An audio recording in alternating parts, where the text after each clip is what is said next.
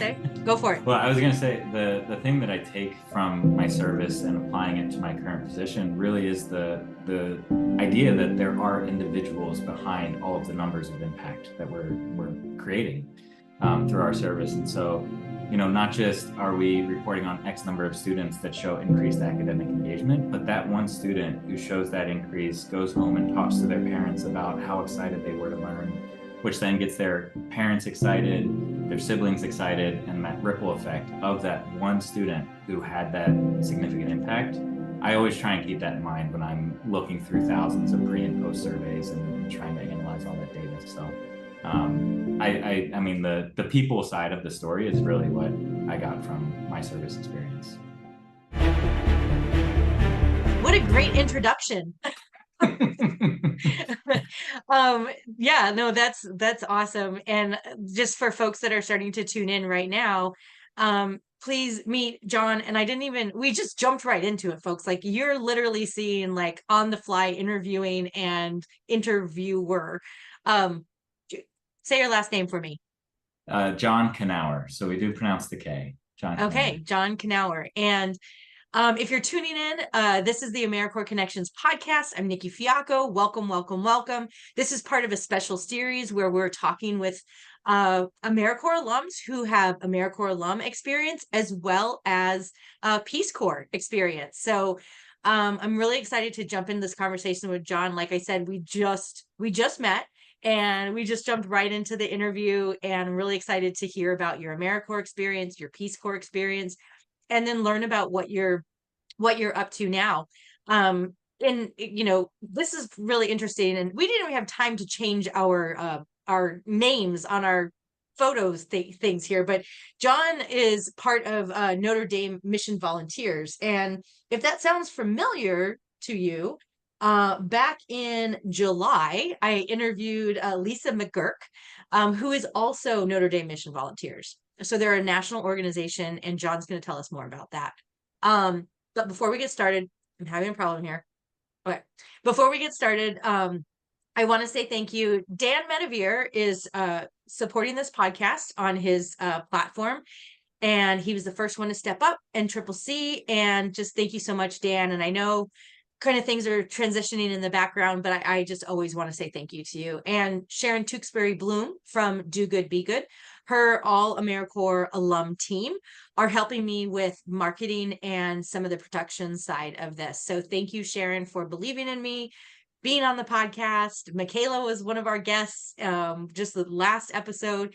And I shouldn't say that because I don't know when this is coming out. But anyways, Michaela, who usually works on the back end, we got an opportunity to hear her AmeriCorps story. So thank you, everybody who has been supporting this podcast. And so let's go ahead and hit subscribe and definitely like it and comment and all that good stuff. Okay, that's enough of that.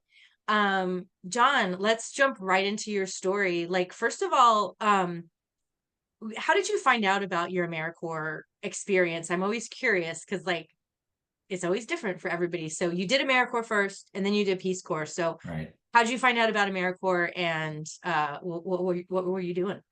So when I was in college, I went to the University of Cincinnati, which is my hometown where I'm from. I have an older brother who graduated from the University of Dayton, and he found an AmeriCorps program through the Colorado Vincentian Corps.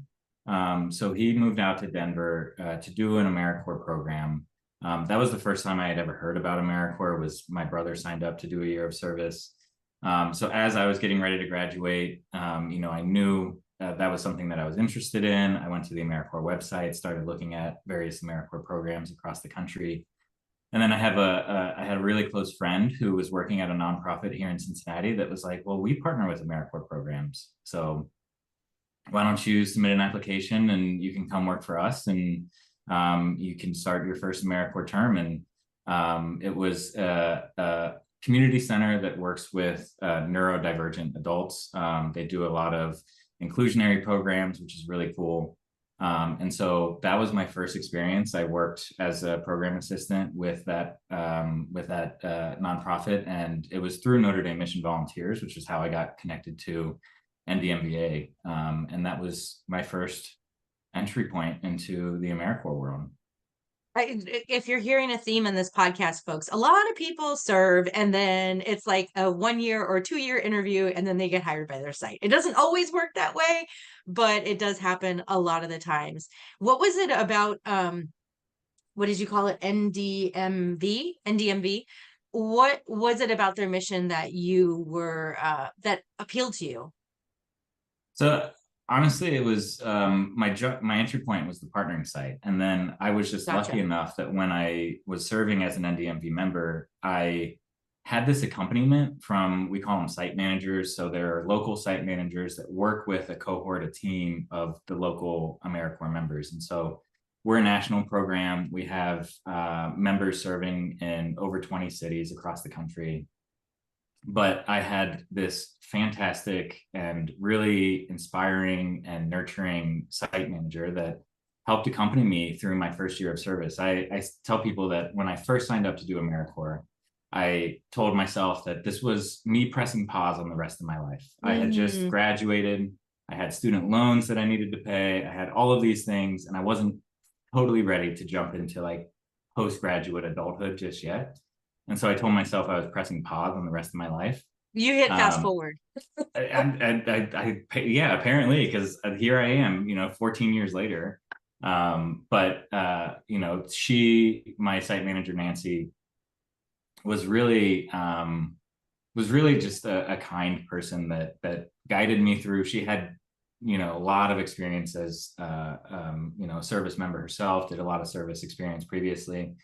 And so having that accompaniment during my year of service, during my first postgraduate job, was really super helpful. And she would meet with me one-on-one once a month. We would have biweekly team meetings. And so I was going through this new experience with a group of individuals, like-minded individuals that were interested in creating positive change in their communities. And so it was really just a very formative introduction into what service is and what service can be and how transformative it can be for the individual. And I'm biased because I've only ever been with NDMVA in terms of my AmeriCorps experience, but I do believe that that's one of our core values is accompanying each individual through their service experience, which is challenging at times. It's super rewarding at times. And it's really helpful to know that you're going through that with somebody who can walk you through it, can provide advice, can celebrate those successes with you. So we really try and make a priority that, we're accompanying those members through that experience. It's so important. In my 9 to 5, we have a Vista project and we have site supervisors.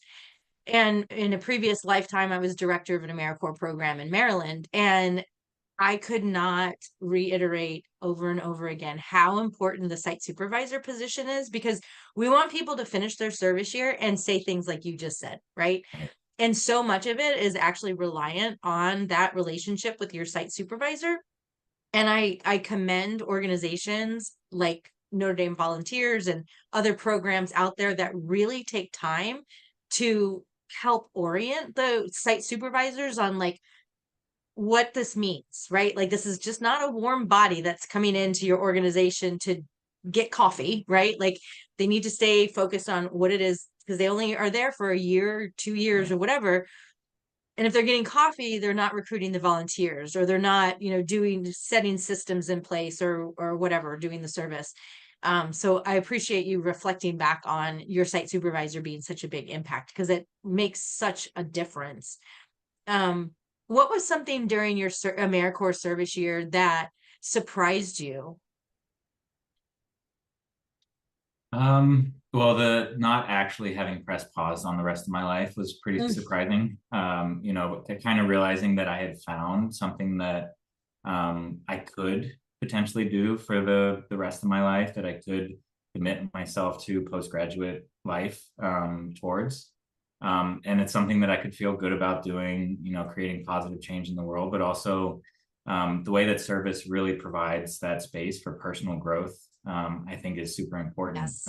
And so I think, just the amount that I came into my service, you come in with expectations and all of those were blown out of the water. And in a way that really helped with my Peace Corps experience as well, because I went into my Peace Corps experience just expecting the unexpected, because I knew all of the expectations I had going into my first year with AmeriCorps, and then moving to a new city and doing a second year of AmeriCorps.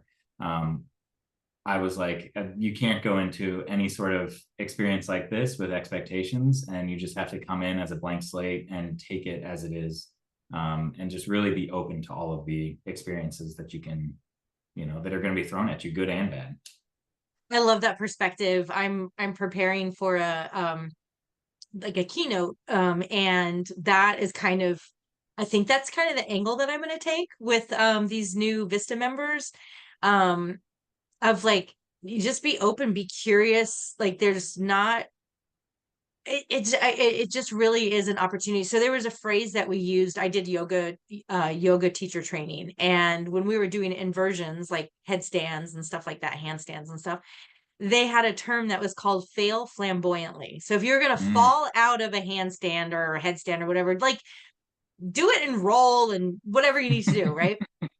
So that was That's awesome. always something that I tried to work through with when I was director of the AmeriCorps program, of like, and no, don't do anything against, against the out of compliance, but it's really a time. And I'm going to ask you, like, you said that you had personal growth, and I'm just thinking as I'm talking, like, think about like, what are two things that you remember where you were like, wow, like I came out of it. But I wanted folks to kind of take that year of service, and if you didn't know how to do it, now's a great time to just be like, guess what? I don't know how to do it. I don't know how to do it. I don't know how to send this email. I don't know how to write this thing, because this is the year, like literally every AmeriCorps member that like I've personally supervised or I've been involved with, right when the service year starts, everybody's your biggest fan to find your next best opportunity, right? Like, wherever in your life can you get a job or, a service where everybody's like, we want you to go off and do great things, and we're going to find all these job opportunities. And so it's just a really great opportunity and place for folks to kind of learn and fail, Yeah. fail, learn, and grow. But you had mentioned that you really found some personal growth. What were maybe like two areas where you were like, all right, I crushed that? Yeah. I mean, I think a big thing that I learned, I'll pull specifically from my AmeriCorps experience first. And the first organization I worked with, I had mentioned they were a community organization that worked with neurodivergent adults. And I was an anthropology major. And so anthropology, I studied just, the nature of people. And it really helped. It helped me reach the individual. Like my first experience working with, we had sort of like a class of like 20 folks that we worked with. And it really helped me to meet each one of those people where they were individually. So I came into, the experience and was, sort of had these expectations about my service. And then the ability that like the big thing that I learned was sort of like, connect with each person on a person-to-person level, and then try and make that positive change. And so that was a big sort of lesson that I learned, that if you do want to make that positive change within a community, you have to start with the individual first. And then I'll say the second, so I haven't even talked about my second year of AmeriCorps service yet, but during my first year, NDMVA does this huge mid-year conference where we bring together all of the NDMVA members from across the country. We fly to Baltimore. We do 3 days of keynotes, of workshops, of connecting and networking. And so my first year as a member, I went to Baltimore and connected with the New Orleans team, the NDMVA members that were serving in New Orleans. And so I talked to them. I knew that this was, I wasn't ready to quote unquote press play again on the rest of my life. So I'm like, well, let me just do a second year of service.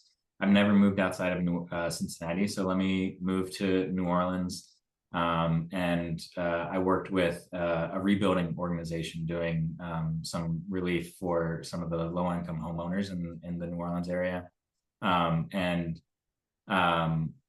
That was it was the first time I had moved away from home. It was the first time I had really stepped away from what was comfortable for me. It was the first time that I was doing construction and, learning how to use a hammer and a screwdriver and a circular saw and all that fun stuff too. So the lessons that I learned during that year of service, I mean, they still live with me today. I'm doing projects around my home with some of the skills that I learned during that year of service. And so really that was one of those moments. And Nancy, my site manager in Cincinnati, she was really a person that helped push me to make that decision. I could have stayed in Cincinnati and I could have continued doing similar work in the area, but I knew that my personal journey in service and my personal growth I hadn't been content with where I had grown yet. And so, just that ability to step out of my comfort zone and to learn who I am outside of everything that was familiar to me was an opportunity that service really was able to provide. And I went down to New Orleans and I immediately had a group of friends, a team of folks that I was, serving with. And I had a community in a place that was unfamiliar to me. And so it was a really eye-opening experience to be able to jump into that, and a really great segue into moving across the globe and living in Madagascar. And, it was just sort of a baby step before taking a leap into the deep end. Yeah. I wanted to just point out, because you kind of went over it like fast a little bit, but I think what you said is so important, not only just with service, but like where we are in a global community, about like, see the person first before you want to move on to this transformational experience or whatever that you plan to do. There's such an issue right now with people not recognizing people are people. And I heard this amazing thing when I'm not podcasting and I'm not working, I'm listening to conspiracy theories and esoteric shit, like witchcraft and everything that falls underneath that. But one of the things that they said was, at one point, somebody's going to ask you, who are you? And you can say, I am you, from a different perspective. Yeah. And if we like start to internalize what that actually means, like, I think that, like, I don't know. I just think what you said, you said it like kind of like, see the person, but see the person, connect with the person on a person level, and then the relationship and then the connection will flourish and grow and be whatever it's going to be. But if you're going in there and you're like, this is my service and we're going to do this thing and you're going to be better for it, it's not a great place to come from. And then right. I also want to say, two more things. The fact that you chose to do something that was completely different from your first service year. I hear that a lot of folks who have done multiple services. Like, I think Gia McGreer, she did a Vista. It was either Vista then NCCC, but she did a Vista, which is kind of behind the scenes, capacity building, poverty work. But then NCCC is like your second experience, which is outside mucking and gutting and blazing trails. And she really wanted those two different experiences. And, folks that are just maybe listening to this podcast for the first time, that's what AmeriCorps does. Like, it's literally choose your own journey. If you're interested in health, in health or the climate, like, there's all these new things now. Like, we have the Climate Corps, we have the Public Health AmeriCorps. Public Health AmeriCorps, exactly. Yeah. And I love how you pulled those examples out. Did you want to say anything about that, or we can transition into Madagascar? Did you see fire-breathing dragons? The Komodo dragons, is that what they're called? Komodo dragons aren't on Madagascar. It is great. 80% of the flora, I think it's an island of Komodo somewhere at some point, are the Komodo dragons. But Madagascar is a beautiful country. 80% of the flora and fauna are endemic to Madagascar. It's the only place in the world where you can find lemurs. It's the only place in the world where you can find panther chameleons and fusa. What are panther chameleons? Panther? The largest chameleon species on the planet.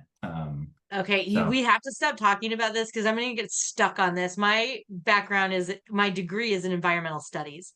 oh yeah, So, you yeah, would have like loved Peace Corps experience in Madagascar. I think I'm going to have to put Madagascar on my bucket list. I don't even have a bucket list. I have one thing on my bucket list, and that's the redwoods. I've never seen Okay. the sequoias. I definitely want to see that Well, before if my. go from seeing the sequoias to seeing baobab trees. I don't know if you're familiar with baobab trees, but they're giant fat trunks that just go 100 feet up into the air, and then all the branches kind of come off the top of the baobab tree.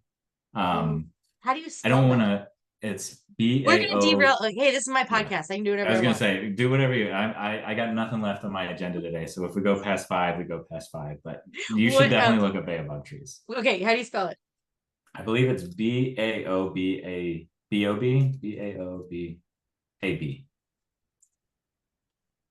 so Whoa! Baobab. Yeah. Holy smoke. Okay, folks, pause the podcast and go look up these trees. Baobabs. Wow. Yeah, they're beautiful, and I don't know my facts completely, but there's several species of baobabs, and the majority of them are only in Madagascar.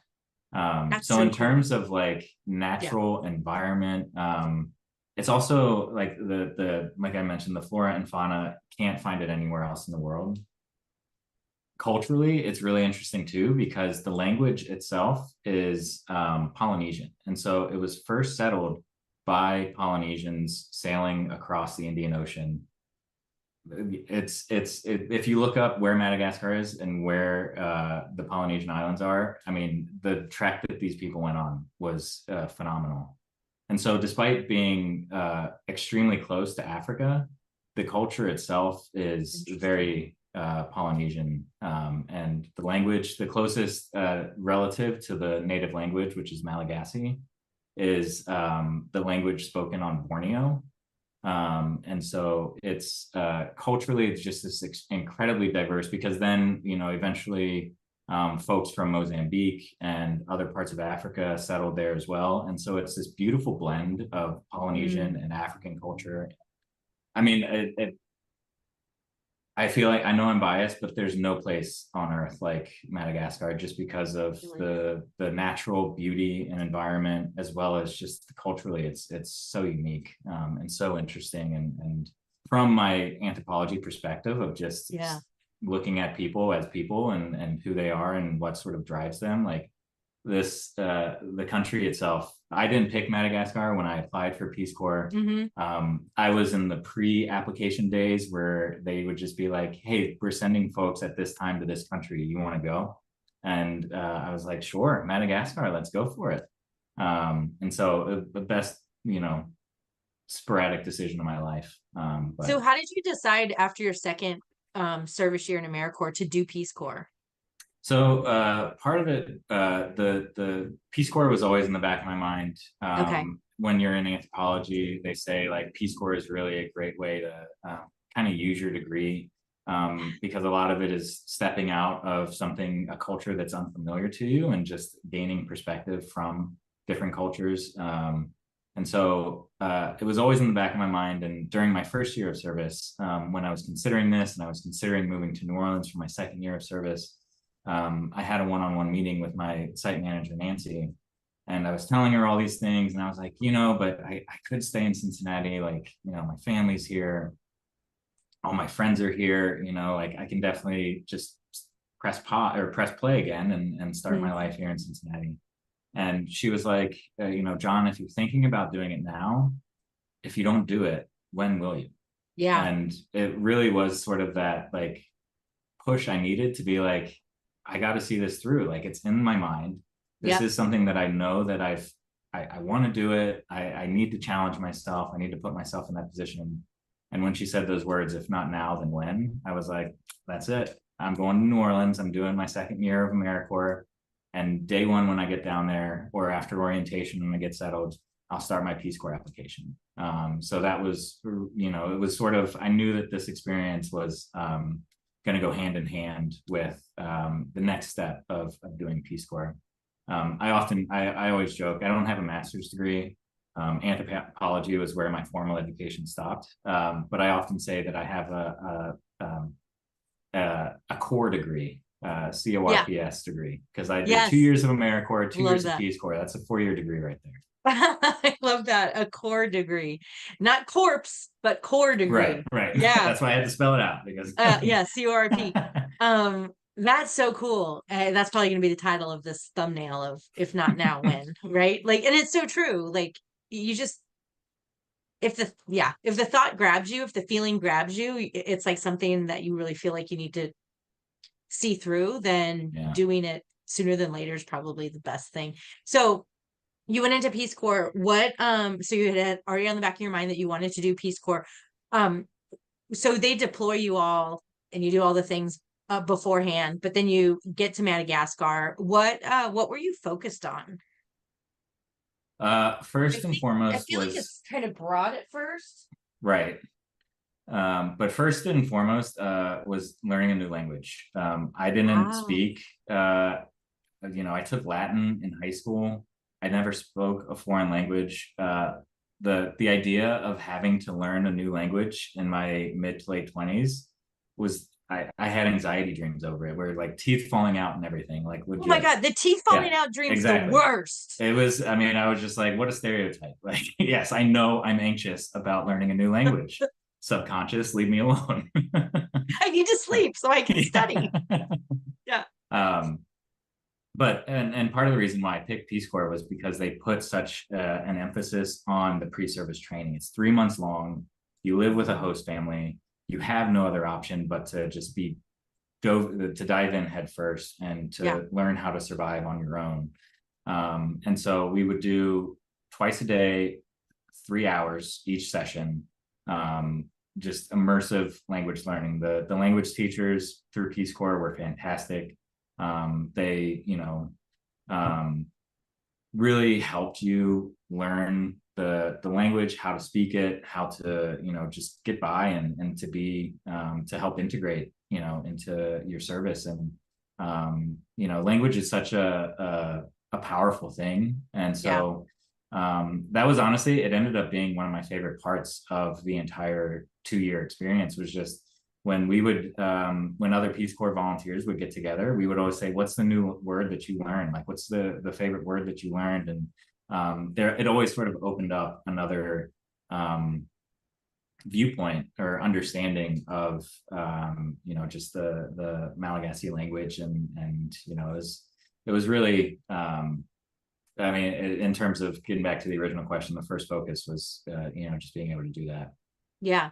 I want to give a personal story about how powerful language is. So my stepdad he's passed away a while ago, but he was from Sicily. And my great grandparents, and actually like my paternal and maternal great grandparents, are from Sicily. And yes, my parents were divorced, but we had a great relationship. So my stepdad would come over to my dad's mom's house. So my grandmother, my paternal grandmother, my great grandparents from my dad's side would be there. They came over through Ellis Island. They lived in New Jersey. So they would come over, and my stepdad and them would sit in the corner and talk their original dialect Yeah. from whatever little town they were from. Now I always joke and say, well, gosh, my mom really knew what kind of person she wanted, because obviously my dad came from that area, genes came from that area, my stepdad did. But it just, I think, as it brings to light, really, we had the whole thing happening over in the other side of the room, but these three individuals were connecting through their native dialect tongue, and they were always so excited when I saw my stepdad. I'm like, hello, what about me? So I think that's really important, that the first thing that Peace Corps focused on was like, this is how you're going to Language. communicate. Like, Yeah, it's yeah, super important, and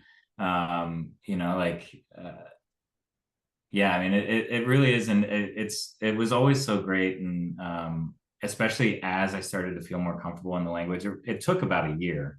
honestly, Wow. which is why Peace Corps is a 2-year 2 years. experience. Yeah. Because you really don't feel comfortable just communicating even until after a year of just every day going into your community, speaking with the community members and learning new words. I'll give a pro tip is follow the kids around as much Oh, as you can, because kids are a great way, they're a great entry point into a language.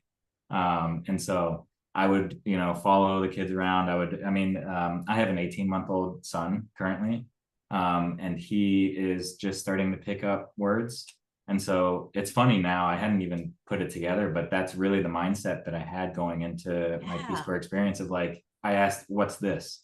Over and over again. And that's what my son does now is what's this? What's this? Wow. And so and then the look on folks' face when you do speak in their dialect and you speak in their language and you don't look like them, it really did sort of wash Mm, away a lot of the stereotypes or expectations they had from me yeah. coming into the experience too. And so and they would laugh. I remember the first time I told a joke in Malagasy and people laughed. I'm like, I'm crushing it. I get it.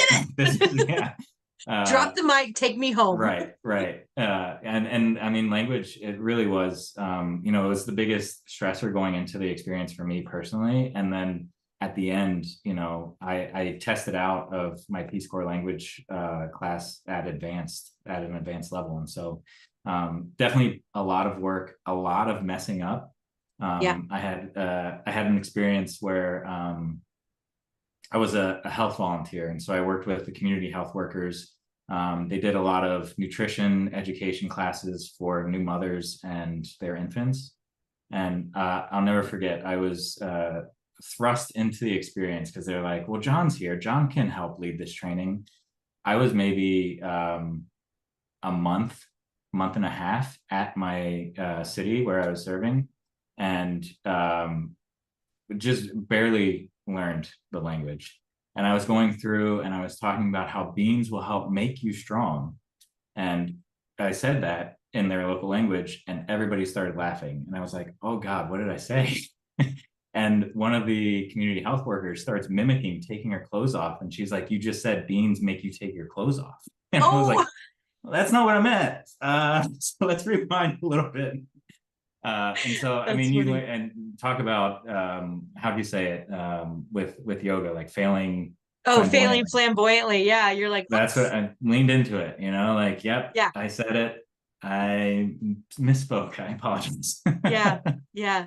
That's uh, so I hear the themes of um being open and curious to the experience of what you kind of started with AmeriCorps, moved into your second year and into Peace Corps, and really wanting to absorb the experience, and kind of coming from it from a humility standpoint of like, I'm a newbie. I'm here I'm gonna and make I'm mistakes. learning and Yeah, I'm going to make mistakes, and I think that following the kids around is such an amazing I think that is a pro tip. I think it's a pro tip for all kinds of things. I was talking to somebody the other day. I'm like, you know what? I was in a yoga class and there was only two of us. So the yoga instructor was like, what do you want to feel today? And I was like, you know what?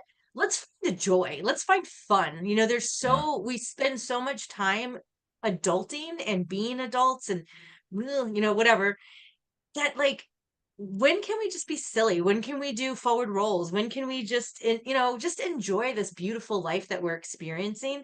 And I think that situations like that, where you really are stripped down to like not even being able to communicate, yeah. right? Like, sort of thing. Like, I'd be like, how do you say beer? Like, that's the one, like, you know, back of the napkin. Thanks, Dana. How do you say beer?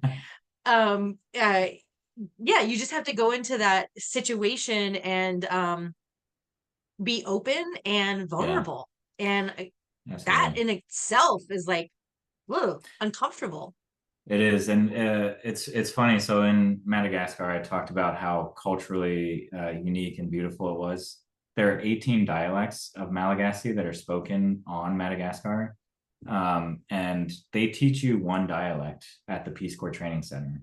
And then when you get placed for where you're going to go in the country for your service, they do sort of a fast track of like, you know, that word we taught you before? Well, in your dialect, it's this word. And so you're kind of like relearning the language that you just learned on the fly right before they send you. And so when I got to my village, I, and I said the word again. So apologies if you want to take the word out. It is just like I said, that's the Peace Corps, how they talk about it. But I'll just refer to it. Misunderstandings was the place where I served. So when I got to Misunderstandings, I remember getting there and I was like, I just spent 3 months learning this language.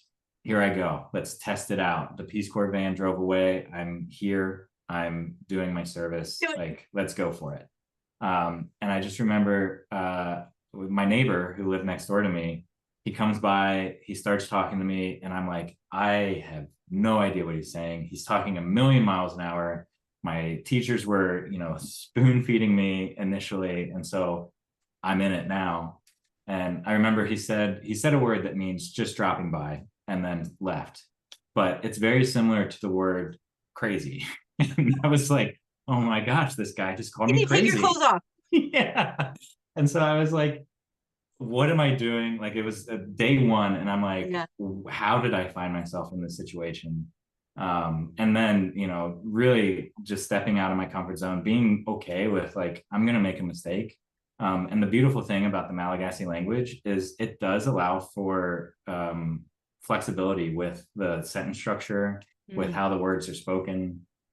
And so you learn vocabulary and you put the words together. A lot of folks were able to understand what I was trying to say. Yeah. And so starting off that way, and then eventually just picking up more and more words, more and more structures and how to put it into place. And then, like I said, at the end, I was able to test out and was advanced. But, I met my wife in Peace Corps. And so she served in an area that spoke a different dialect. A year into my service, I went to go visit her in where she was serving, and I was like, I swear I speak Malagasy, but I have no idea what your friends are saying. That's so interesting. Yeah, they were able to understand me and my dialect. And it's funny, when you would go to Tana, the capital, a lot of times when you would speak to the folks who live in the capital and you would speak your dialect of Malagasy that you learned where you were serving, they would be like, where did you learn Malagasy? Like, why are you speaking like that? And so it was really interesting. Yeah. I mean, we can say that same thing with the United States, right? New Orleans has a dialect of its own. I mean, I had to learn a new language in New Orleans almost. I was just going to say, I remember there was a massive traffic jam. We were coming back from North Carolina, and like we were stuck. We were stopped for hours. And this was pre-phones where it was like, oh yeah, blah, blah, blah. And I remember I was like, I'm going to get out of the car. I'm going to ask the trucker, like, what's up? Because they probably know what's up, right? And I knock on the door, and he gets out, and I think he was speaking like Bayou, because I got back in the car and I look at my family and they're like, what's going on? I'm like, I have no idea. I don't know what he said. Yeah. No idea. I'm like 90% sure it was English, but I don't know. Yeah. And like, I spent 1 year down in South Carolina, and I've picked up y'all. Like it's same. in my set. Like, I don't know how I can do it, but I could put y'all and rad in the same sentence, and people similar, like, where the heck are you from? Yeah. So, okay. I love this conversation about dialect. I can geek out on so many geeky things. It's so fun. So you were in Madagascar, and for 2 years. So, what were some projects, that you worked on that you feel pretty proud of? Yeah. So, like I mentioned, I was a health volunteer. We did a lot of nutrition classes. We did malaria interventions as well, and a lot of education around malaria. I did a big mural on the side of the community health center. I'll say one of the great things about service in general, I think, is it really allows you to find a passion, to find an interest, to see an opportunity, and to run with it. And so despite being a health volunteer, I had an incredible group in my community who could weave baskets, and they could weave these beautiful baskets, and they had the ability to stitch lettering into the baskets through the weaving that they would do.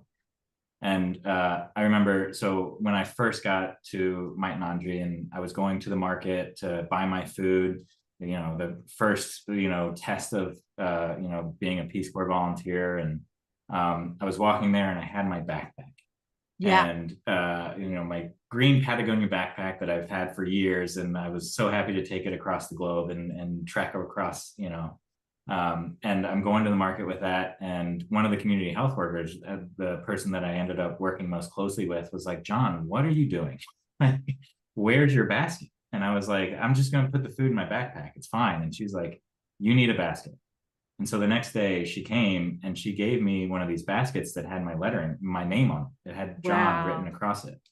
And I was like, it was the first moment where I'm like, okay, I'll be fine. People here are looking out for me. Like, I'll be okay. And then, when we do, for Peace Corps, you do your pre-service training, which is when you first get to the country. It's 3 months long. Then they have an in-service training, which is 3 months after you first move to your communities. And during my in-service training, I brought my basket with me that had my name on it.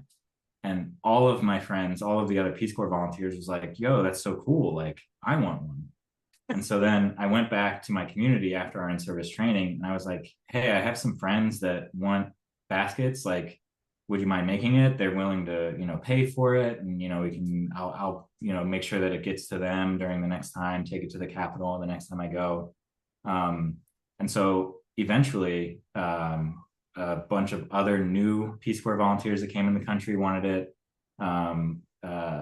We ended up selling over 120 of these personalized baskets just through my Peace Corps connections. And so this basket weaving community, they were able to generate a significant income through just this connection that, my community health worker, my closest counterpart, it introduced me to this. And then I saw, like, I was super happy and, just loved that basket. I still have it. I can grab it. It's right on the other side of my computer. Yeah. But it was phenomenal. Okay, we're gonna get the basket, folks. I feel like that's oh, you can't hear me because he had headphones on. We're taking a commercial break. No, we're not really. If you're just listening to this and not watching the video, John is getting his basket. And so now go to the video. That's so cool. It's a bit worn now because I did literally every day, twice a day, go to the market, this thing had fish in it. This thing had rice in it. This thing had tomatoes, lychees, mangoes, bananas, all the. Oh no. Oh no. Come back, John. Where did you go? John, you are frozen. Oh, you're back. There you go. Okay, sorry. That's okay. I was singing to you. I'm like, you are frozen. That is me. I just got the unstable. So. Oh, okay, gotcha. Yeah. That's amazing. I love how, like, you just integrated into what the community's norms were, and you weren't like, no, I'm gonna use my backpack, right? It was like, oh, okay, well, this is what so what I was saying to you when you didn't have your headphones in, so you couldn't hear me. Sorry. But I was thinking, no, it's fine. I was thinking, like, it's like the first Etsy, right? Somebody that can do something really cool, and then everybody's like, get it from here. Yeah. So that's really exciting. What was something during your service year that made you kind of like reorient how you saw either the world or yourself, or anything that made you kind of go, huh, either during your service in Peace Corps or like afterwards? Yeah. I'll tell this story at the risk of sounding a bit white saviorism, which we sort of talked about before we started recording. But, when I saw that I was going to Madagascar, Peace Corps has a lot of materials that sort of give you the history around Madagascar, a bit of, sort of a cultural overview. And one of the things that really stood out is in terms of GDP and, all of the global economic indicators, Madagascar is fourth from the bottom in terms Mm. of, impoverished countries. And so I was sort of going into this experience of like, gosh, like that must be so hard, like, Yeah. being that low. And, especially when I got to my community, I mean, it really was day one. I was like, these people are incredibly happy. Like, Yes. I don't care what resources they have or don't have or what they're doing. They really, I mean, it really did teach me the importance of just having a strong community, because Mike and Andre as a city, as a community, was incredibly tight knit and woven. Everybody said hello to everybody on the streets. Everybody knew everybody. Everybody knew the kids of everybody. And so it really did, kind of change my perspective on happiness for one, but also what you need to be happy. Yes. And I quickly learned that like I'm gonna learn so much more from these folks than I'm ever gonna be able to teach them. And so that shift happened very quick. And I don't think I went in necessarily with that, cape on my shoulders, like I'm here to, save Mike and Andre from X, Y, and Z. Pretty or whatever. Yeah. But I went into it and I was like, gosh, like that was the cloak was removed, and I'm like, I'm here to learn. You are speaking again to one of the things that like I have spent the last 15 years focusing on myself for my own personal growth of like, what is happiness? And it's generated within yourself, right? Like if you can find happiness in all things and joy in all things, you can have nothing and you can be fine, right? Like it, and I think the to speak to that GDP number, it's ridiculous because it's focused on consumption. Yeah. And happiness, I'm going to get on a soapbox here, folks, but I'm sorry. We live in a capitalist society. I love it. I like that I have options. I was Verizon and then I went to T-Mobile. I love that. But consumption is not what makes you happy. You make yourself happy. Like you said, your community makes you happy. The family that you choose can make you happy. Or not even can make you happy, can contribute to your happiness and joy. Yeah. Because I can be in a room with folks that I love and not feel happiness because I don't have the latest and greatest whatever, and Yeah. somebody else does. Yeah. And that joy and happiness is generated inside of you, and your brain and your body doesn't know the difference between being in a room with a chair and being on the floor or a cot or whatever. If you're joyous and happy, then that's what you exude, and that is what is given back to you.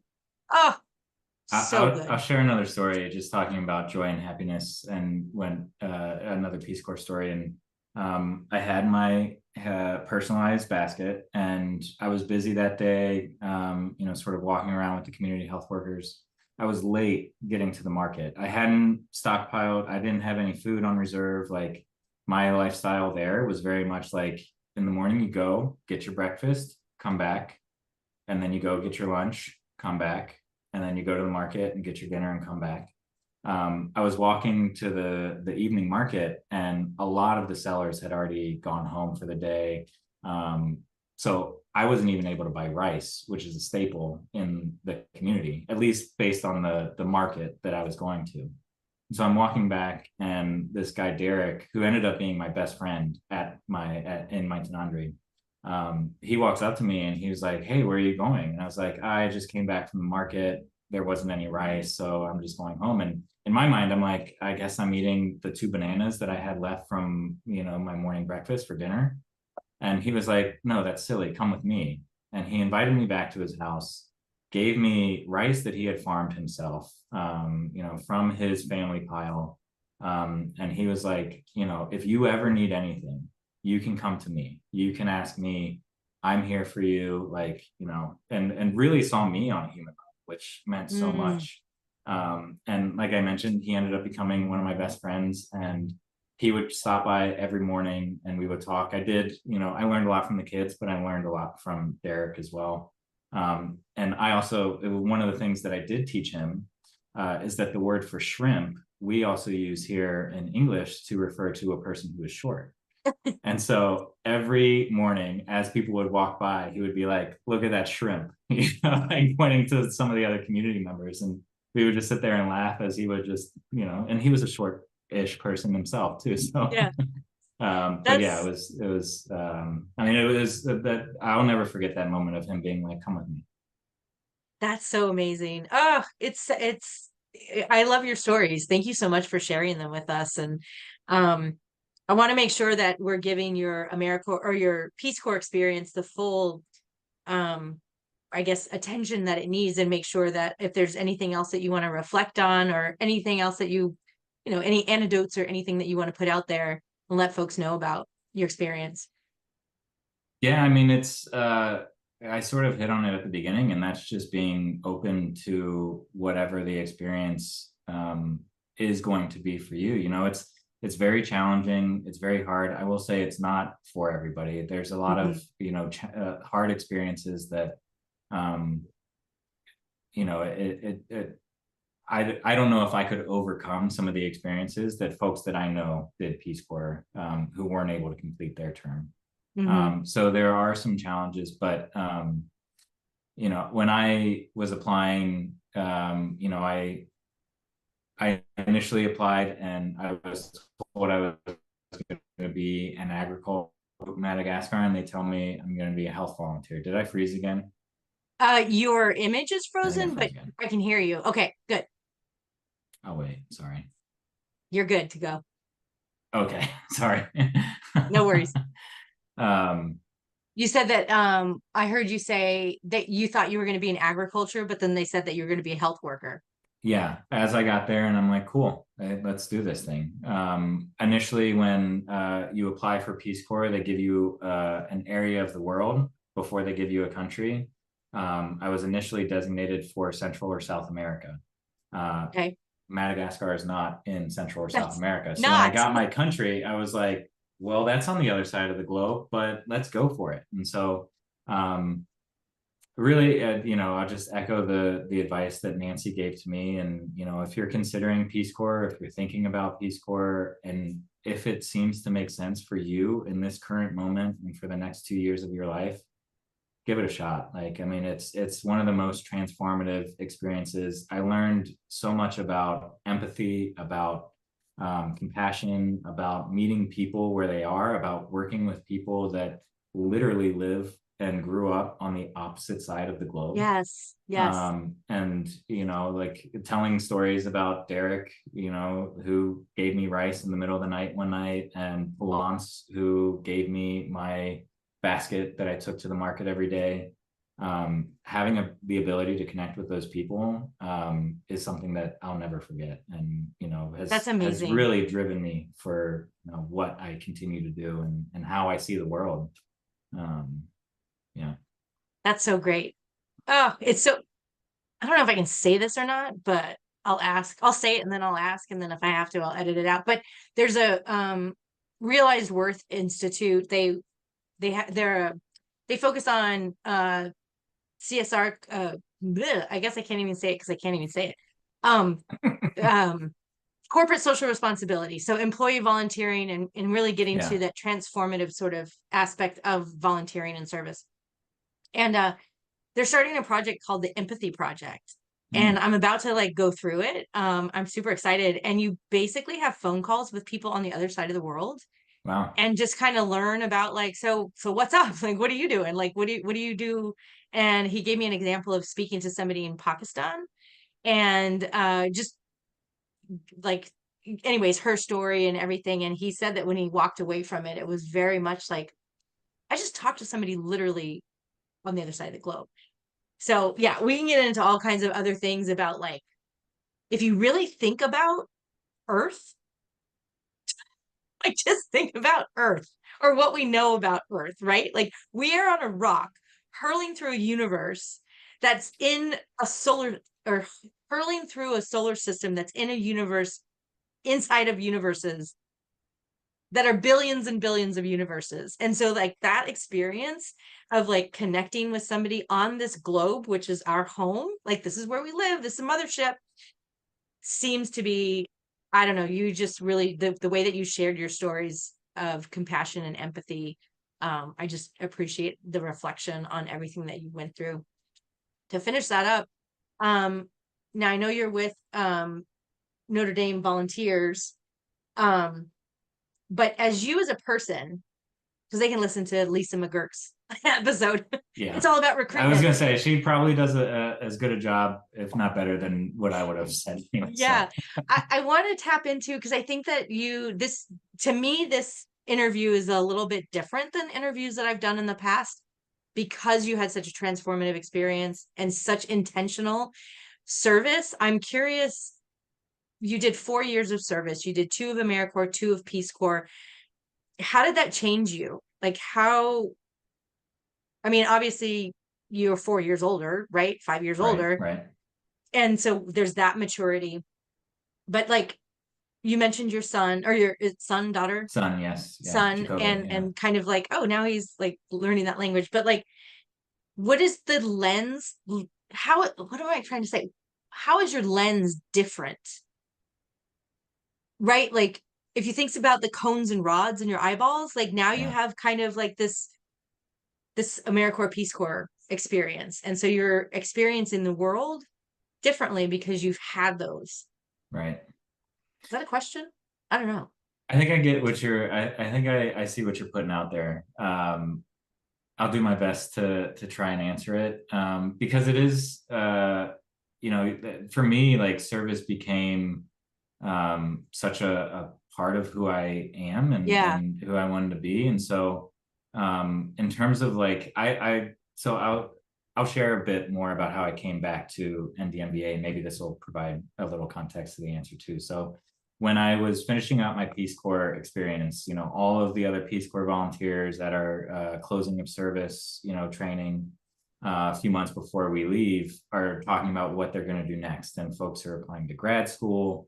Peace Corps, you also get non-competitive eligibility. So folks are applying to federal positions. Mm-hmm.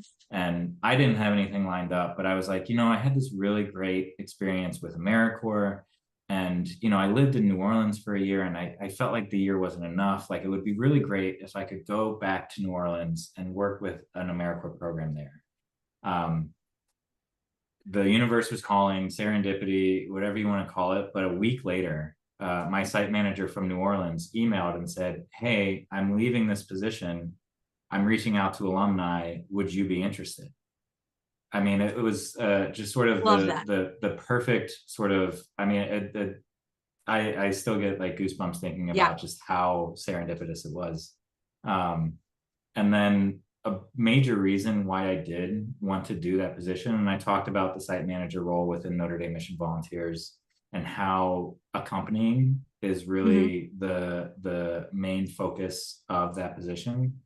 And I had such a transformative experience with AmeriCorps and with Peace Corps.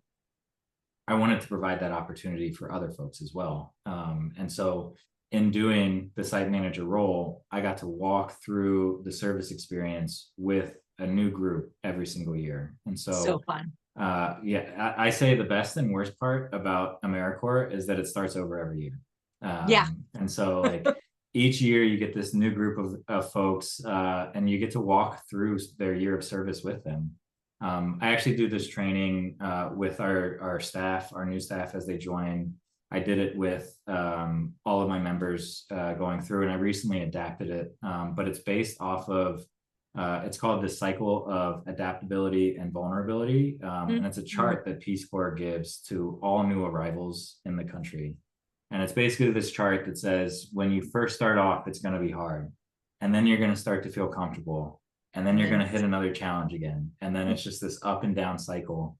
And, you know, I had that pinned on my my wall by my table where I prepped all my food, where I read books, where I journaled, where I did everything. And it was a way of checking in. And so, you know, just to be able to have that ability to accompany new service members, but also with that mindset of like, you need to check in with how you're doing, with how you're going through your service experience, whether that's with somebody, you know, like a site manager or another service member checking in on where you are, or if you need to do that internally through journaling or whatever it takes. But that intentionality too that I've spoken about, of like really think about why you're doing this year of service and what you want to get out of it and what you want to contribute to the greater community through it. And so I think just having that experience that I learned through failing flamboyantly, and you know, the lessons that I attained through my service, and then having that opportunity to do that with new service members, it was just so rewarding and so fruitful. And honestly, in terms of the lens that I got, continues to change, because the service landscape is completely different than it was 14 years ago. You know, it was interesting as you're talking about the empathy project, and I'm like, man, how's that going to work? Turn on the translate app on your iPhone and just say English and then show it to them and they can see it, you know? So like the language barriers are not nearly as tough, I'm sure.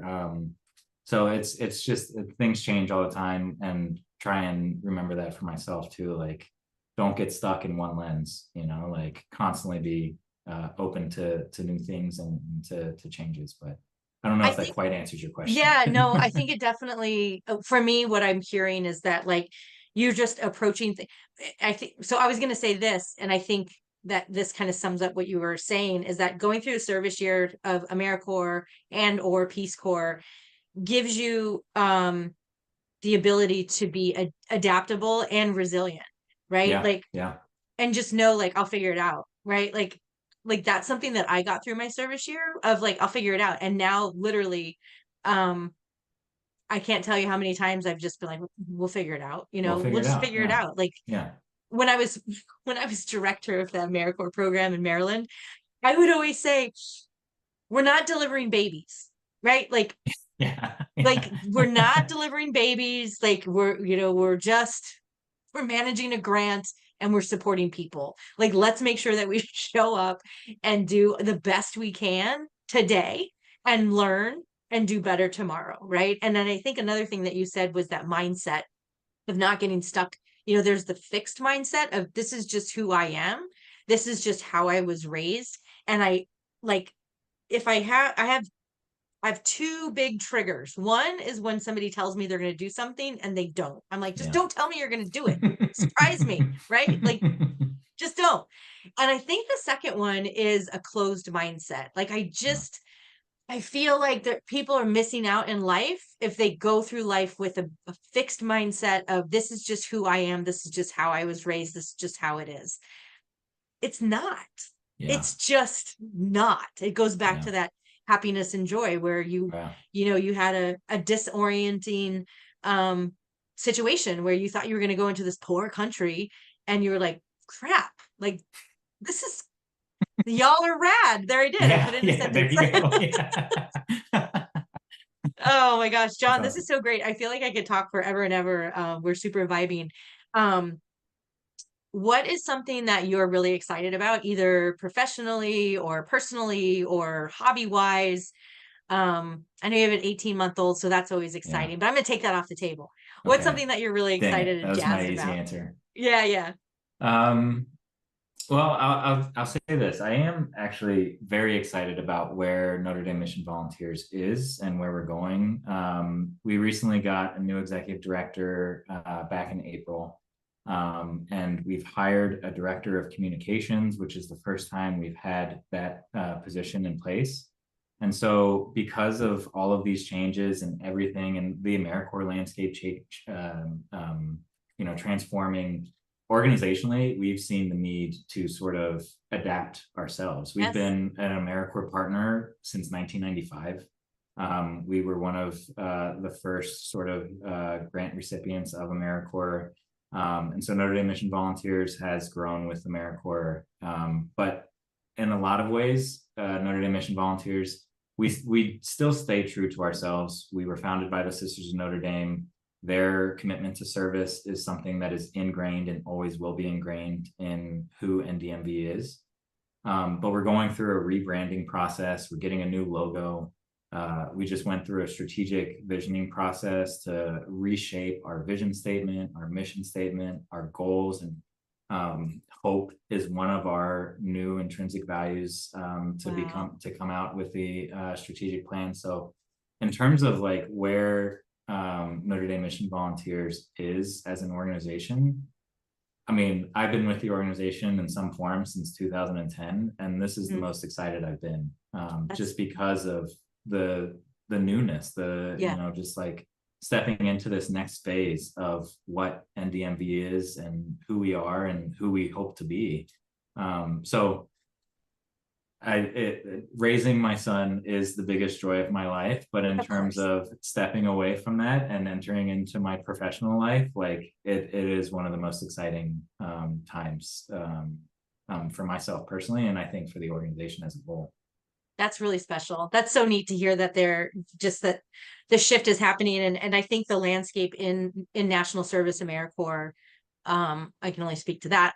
I don't really follow Peace Corps, but the shift is happening. And I think that if people don't get on board, you're just gonna, things are moving on, right? 2024, very, very different. I did my service year in 2010 to 2011, 2011 to 2012. That was the exact same time as me then. So yeah, we did. Yeah, it was, and it was very different. I would have loved to do AmeriCorps in the 1990s though, when it was the Wild West, Yeah. I'm very curious about those years too. Yeah. Yeah, there was probably a reason that Nicki did not know about these opportunities or did not have these opportunities at that time. But anyways, John, thank you so much for jumping on the podcast, and really appreciate your time. And is there anything else you want to finish up? No, I just want to thank you for the opportunity, and service really is something that is ingrained in who I am, and I believe that service can unlock so many opportunities for individuals who agree to say yes to service. So if anybody's considering it, and if the opportunity makes sense, if not now, then when? So thanks for having me. Thanks for giving me this opportunity to and share on your platform. And I appreciate it. All right. Thank you so much, John. And thank you all for hanging in there. This was a long one. It was good. It was a great conversation. Feel free to cut as much as you want. Please, edit away. It was so great. So thank you all for listening, and we'll be back with another AmeriCorps Connections. And in the meantime, continue getting things done.